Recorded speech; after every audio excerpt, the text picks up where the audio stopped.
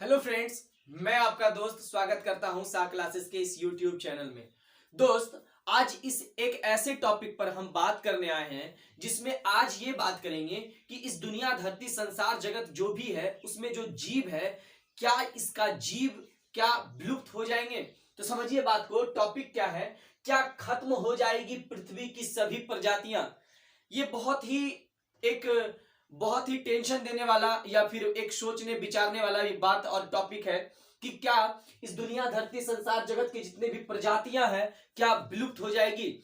और जब कोई भी प्रजाति विलुप्त हो जाता है और मास नंबर में अगर प्रजाति मतलब बहुत ज्यादा ही प्रजाति विलुप्त हो जाता है तो इसे एक टर्म देते हैं जिसका नाम है सामूहिक विलोपन। क्या नाम है इसका? सामूहिक विलोपन। अब सवाल आता है कि सर इंग्लिश में इसको क्या कहते हैं? इसको इंग्लिश में मास एक्सटिंक्शन कहते हैं।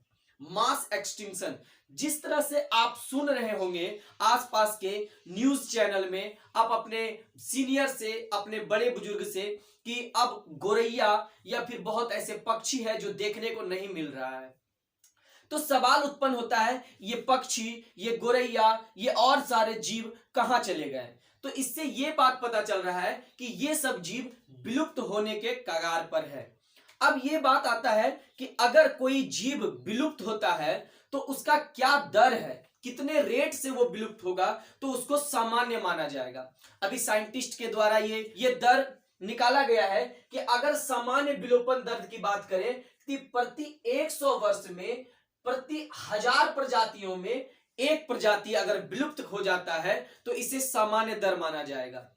जनरली ऐसा देखा जाता है कि इस पृथ्वी पर जब से पृथ्वी का उत्पत्ति हुआ, जब से ये जीवन यहाँ पे पृथ्वी पर बना, इस अर्थ पर बना, तो लगभग 98% प्रजाति विलुप्त हो गई है। अगर आप एक एग्जाम्पल भी याद रखें तो डायनासोर्स को याद रख सकते हैं। ये डायनासोर्स अभी देखने को मिलता नहीं है, अभी ये सब नहीं देखने को मिलता है और ये सब सिर्फ बुक में दिखाया जाता है।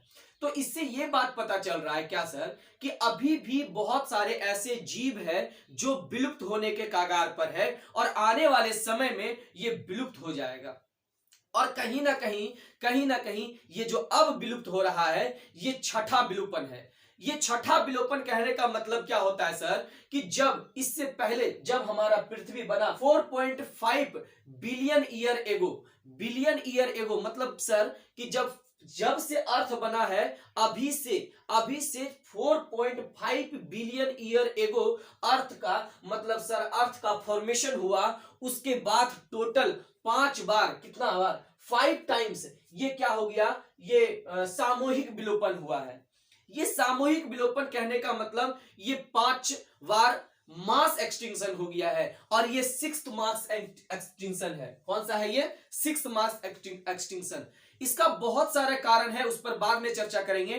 पहले ये समझते हैं सर कि ये सर मास एक्सटिंक्शन क्या होता है। तो अभी बताएं कि ये टोटल 5 बार हो चुका है जिसमें पृथ्वी पर पाए जाने वाले टोटल 98% प्रजाति खत्म हो चुका है। तो क्या अब प्रजाति नहीं है? बिल्कुल भी है। जिस तरह से अगर हम बात करें कि कोई भी प्रजाति विलुप्त होती है, अगर यहां पे कोई प्रजाति है इसके स्थान पर दूसरे प्रजाति आ जाती है, मतलब उसका स्थान कोई और ले लेता है, तो ये कह सकते हैं एक क्रमिक विकास का भी एक रूप है। तो अर्थ का फॉर्मेशन हुआ, फिर कोई प्रजाति बना, फिर प्रजाति विलुप्त हो गया, उसके जगह पर दूसरा प्रजाति आया। तो इस तरह से कैसे करते करते करते ये जो विलोपन हुआ है ये टोटल 5 टाइम्स हुआ है और ये छठा विलोपन साइंटिस्ट आगाह कर दिए हैं कि भैया अब संभल जाओ, नहीं तो कुछ दिन में बहुत सारे प्रजाति विलुप्त हो जाएगी।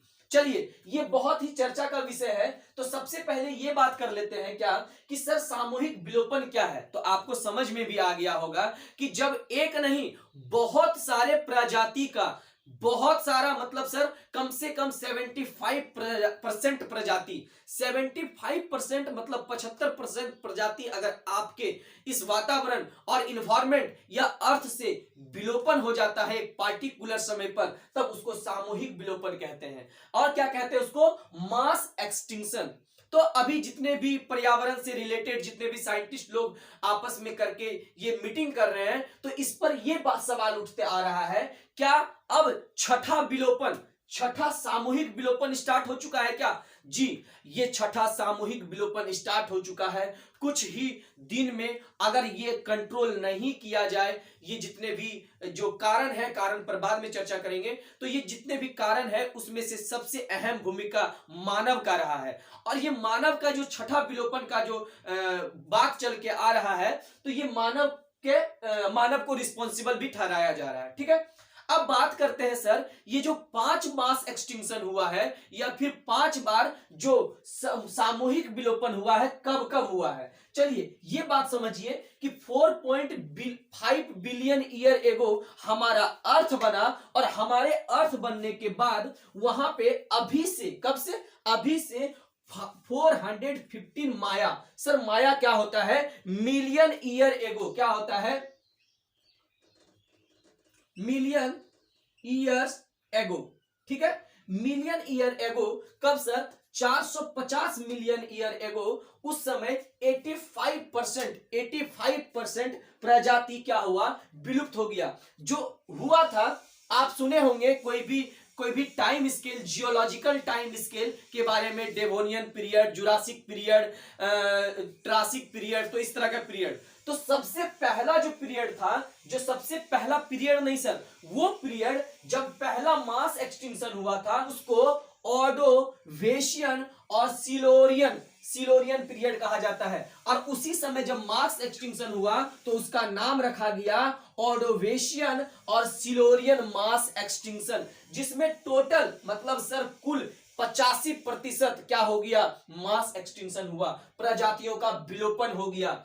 अब बात करते हैं सर, हमारा दूसरा जो मास एक्सटिंक्शन हुआ था 375 मिलियन ईयर एगो, जो कब हुआ था? लेट डेवोनियन एक्सटिंक्शन, मतलब सर डेवोनियन पीरियड के टाइम में मास एक्सटिंक्शन हुआ था। और पूरा कह सकते हैं कि 75% क्या हो गया था? प्रजातियों का विलोपन हो गया था, प्रजाति स्पीसीज का एक्सटिंक्शन हो गया था। उसके बाद तीसरा नंबर 252 मिलियन ईयर एगो जब सब हुआ था, तो सबसे ज्यादा इसी में हुआ था, 200 मिलियन ईयर एगो में। और वहां पे पेरियन और उसको पेर्मियन और क्या कहा जाता है? Triassic extinction. पेर्मियन और ट्रासिक एक्सटिंक्शन कहते हैं उसको। जब कब हुआ था सर? तो आपसे यही सवाल पूछा जाएगा। ये सवाल कहां पूछा जाएगा? ये सवाल हाई लेवल के एक एग्जाम में पूछा जाता है, ये लोअर एग्जाम में क्लास 11 12 के स्टूडेंट ने। ये वीडियो ये सब के लिए है सर। ये किसके लिए है? सब के लिए, छोटे बच्चों के लिए है, बड़े बुजुर्ग के लिए है। ये सभी को घर में देखना चाहिए कि अब जो हम लोग का प्रजाति है, हम लोग का नहीं सर, इस दुनिया धरती संसार में जितने जगत में जितने भी जीव है, उसका जो प्रजाति है, क्या उसका प्रजाति विलुप्त हो जाएगा? क्या आने वाले समय में हम नहीं कह सकेंगे कि यहां पे कुछ एक और जीव रहता था जिसका नाम था गोरैया, और वो देखने को नहीं मिलता है? तो इस तरह का चीज को संभाल के रखने के लिए ये ह्यूमन जिम्मेदार है। चलिए फिर से टॉपिक पर आते हैं और बात करते हैं क्या कि चौथा नंबर जो मास एक्सटिंक्शन हुआ था, वो कब हुआ था? 201 मिलियन ईयर एगो। इसको ट्रासिक जुरासिक पीरियड कहते हैं, या फिर ट्रासिक जुरासिक एक्सटिंक्शन। और इसी समय में डायनासोरस का क्या हो गया था? एक्सटिंक्शन हो गया था इसी समय में। अब डिफरेंट साइंटिस्ट बताते हैं डिफरेंट तरीका कि बहुत ज्यादा टेम्परेचर में परिवर्तन हुआ था, मतलब उसका तापमान में, मतलब अर्थ के तापमान में परिवर्तन हुआ। बहुत लोग कहें कि इस अर्थ से क्या हुआ था? एक गोला आकर के टकरा गया, उसके कारण हुआ। उसके बाद बहुत लोग बोल रहे हैं कि समुद्र का स्तर जब बढ़ गया, जब ग्लेशियर पिघला और समुद्र का स्तर बढ़ गया, तो उसके कारण हो गया। और बहुत लोग ये भी कहते हैं कि उसको खाना नहीं मिलने लगा और फिर वो डेथ कर गया, तो इस तरह से, या फिर एक्सटिंक्ट कर गया। तो इस तरह से हम ये बात कर सकते हैं, कोई ना कोई रीजन रहा है जब ये दुनिया के, धरती के, संसार के, जगत के प्रजाति विलुप्त होते जा रहे हैं। अब बात करते हैं पांचवा नंबर एक्सटिंक्शन, जो 66 मिलियन ईयर एगो हुआ था। और इस पीरियड को कहा जाता है सेट्रियस और पैलिजेनिक पीरियड या फिर एक्सटिंक्शन। ठीक है, और इसमें 78% प्रजाति विलुप्त हुआ था। और इससे पहले जो जुरासिक पीरियड या फिर ट्रासिक जुरासिक एक्सटिंक्शन हुआ था, उसमें 80% क्या हो गया था? मास एक्सटिंक्शन हुआ था। तो यहां से अब बात ये समझ के आ रहा है सर, ये पूरा total moral of the story ये समझ के आ रहा है, अगर हम लोग सतर्क ना रहें, अगर हम लोग सस्टेनेबल डेवलपमेंट की बात अगर नहीं करें तो हमारे बीच जितने भी प्रजाति है वो विलुप्त हो जाएगा। आने वाला समय में हो सकता है मानव का भी प्रजाति विलुप्त हो जाए। ये एक विचार करने वाली बात है जो आपस में हम लोग नहीं कर रहे हैं। तो इस पर आप अपनी प्रतिक्रिया जरूर दें कि ये वीडियो आपको कैसा लगा, ये इंफॉर्मेशन कैसा लगा और आप इसके लिए क्या करना चाहते हैं। ठीक है, चलिए फिर से एक बार बताते हैं कि छठा विलोपन अब स्टार्ट हो चुका है और साइंटिस्ट आगाह कर दिया है कि भैया अब संभल जाओ, नहीं तो अब हम लोग हो सकता है मानव का भी प्रजाति इस दुनिया में नहीं रहे। तो चलिए इस वीडियो में इतना ही है, मिलते हैं नेक्स्ट वीडियो में। ये वीडियो आपको कैसा लगा प्रतिक्रिया जरूर दें। तब तक के लिए जय हिंद।